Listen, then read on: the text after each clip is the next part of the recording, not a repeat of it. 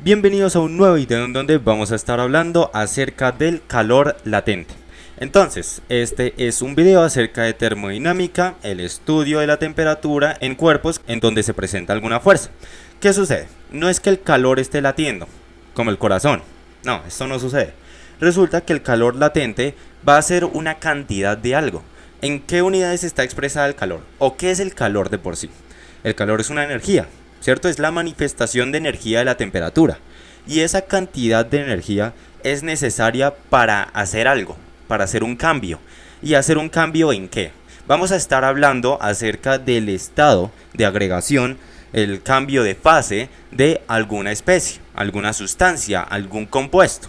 En ese sentido, tenemos que hablar acerca de la cantidad de energía necesaria sin cambiar de por sí la temperatura que se presenta en aquella sustancia.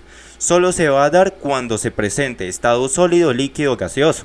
Pero cuando estemos hablando del cambio de fase, no hay cambio de temperatura. Ya les explico. Resulta que hay dos tipos. Hay un tipo, bueno, hay muchos más. Pero de por sí, vamos a estar tratando con el de fusión y el de vaporización. Resulta que cuando uno habla de cambio de estado por fusión, ¿a qué hacemos referencia? A que de estado sólido pasamos a un estado líquido, ¿cierto? De hielo pasamos al agua, por ejemplo, que a la final sigue siendo agua, pero en diferente estado. En vaporización tenemos el líquido que pasa a gas, es decir, el agua pasa a ser vapor de agua, sigue siendo agua, pero pues en diferente estado. Así que acá, ¿qué vamos a tener? Calor es igual a masa por L. Qué raro. ¿Qué significa esa L? Bueno, ya les explico. Resulta que esa Q es proporcional a M. Y también esa Q es proporcional a L. Es proporcional a L cuando M es constante. Y Q es proporcional a M cuando L es constante. Ahora, no lo hablemos tan matemáticamente. De hecho, ¿qué significa cada una de esas cosas? Q va a ser el calor transferido. Este calor normalmente en el Sistema Internacional de Unidades se trabaja con Joule o también con calorías y BTUs. Luego tenemos M, que sería la masa. Masa en el Sistema Internacional de Unidades sería kilogramos, ¿cierto? También lo podemos trabajar con gramos, por ejemplo. Luego vamos a tener L, que L es como tal ahí sí, el calor latente específico. Cuando nosotros hablemos del calor latente, ¿qué era? Acuérdense que había copiado antes. Cantidad de energía necesaria para hacer un cambio de estado. Muy bien. ¿Qué unidad va a tener? Joule sobre kilogramo. Perfecto. Luego vamos a tener una gráfica. En esta gráfica evidenciamos un cambio de temperatura con respecto al calor. Vamos a tener algo así. Sube, se mantiene y luego sube. Sí. Vamos a dividirlo por tramos. Tenemos este tramo, este otro de acá y este último de acá. ¿Qué sucede en cada uno?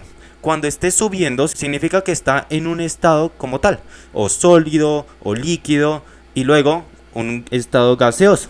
Perfecto. Pero cuando se mantiene la temperatura, ¿qué es lo que sucede? Ahí es donde entra el calor latente. Ahí es cuando quiere cambiar de estado de fase, o cambia de sólido a líquido o líquido a gas, y pues viceversa. Si es de sólido a líquido, se presenta fusión ahí mismo. Si es de líquido a gas, se presenta vaporización ahí mismo, ¿cierto? Ahí es cuando nosotros evidenciamos el calor latente. Ahí en esos puntos donde yo escribí con azul, ¿cierto? Se mantiene la temperatura para hacer el respectivo cambio de estado. Vamos a tratar dos ejemplos. Entonces, a mí me gusta el agua, porque el agua yo creo que ya casi todos se saben la temperatura de fusión y de ebullición. Entonces acá tenemos el hielo. Un cubito de hielo que tiene 500 gramos, por ejemplo. Temperatura de fusión del agua, 0 grados, ¿cierto? 0 grados centígrados. Ahora, calor latente específico, 334.000 joules sobre kilogramo. Eso se saca por experimentación. Ese es un valor experimental que solo se puede sacar pues, por tablas ahí de cada sustancia. Cada una tiene su propio calor latente. Ahora, Q es igual a ml, ¿cierto? Si nosotros tenemos que pasar estos gramos a kilogramos, pues tenemos 500 gramos es igual a 0,5 kilogramos. Lo que hacemos es sustituir los datos.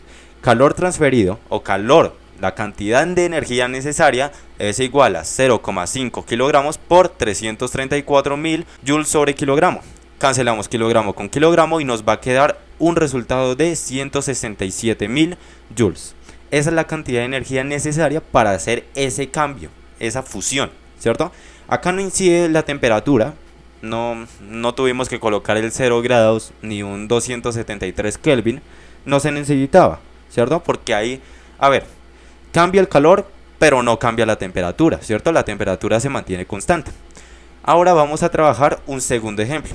Tenemos ahora vaporización, o bueno, como les suelen decir, ebullición del agua, ¿cierto? La evaporización. Acá tenemos un tanque y acá tenemos agua. Este agua, este compuesto, H2O. Listo, ¿qué sucede? Lo tenemos en una cantidad de 0,2 kilogramos, o lo mismo que decir 200 gramos.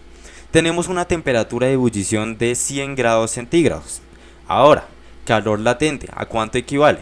2.260.000 joules sobre kilogramo. ¿Listo? Si tenemos esas condiciones, ¿qué sucede? ¿Qué tenemos que aplicar?